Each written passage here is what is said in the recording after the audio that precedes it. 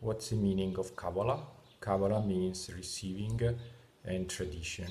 That is, receiving a timeless tradition in the forms which resonate with our ages. So we may say that there are many forms of Kabbalah in terms of how we present themselves to us, but there is only one Kabbalah, meaning one perennial wisdom to which the Kabbalah books and teachings point to. We can also describe Kabbalah or label Kabbalah in two main categories. One is a theological Kabbalah, which I call descriptive. That's, for example, found in the Zohar.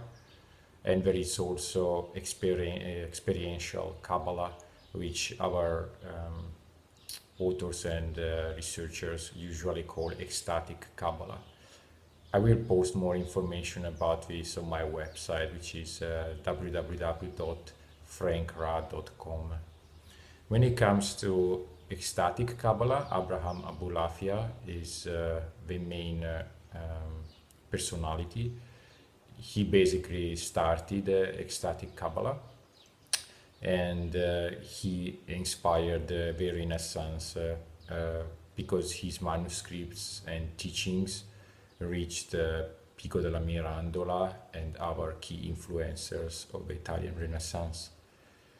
And the experiential teachings of Abulafia, which may be called meditations, are usually divided in three main steps. Step one is to write down permutations based on the divine names. Step two is chanting such names. And step three is visualizing and manipulating the letters which form the divine names in one's head. It's very important also to mention that even if we call these names, because that's the way as human beings we label these sounds, the ultimate reality points to sounds, not really names.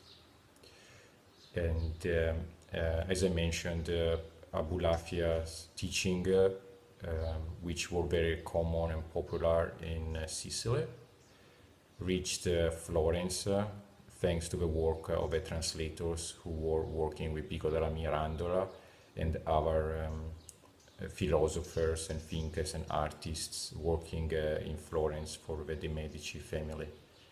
So what Abulafia taught is very powerful, is very practical, and it can be applied to one's life very easily.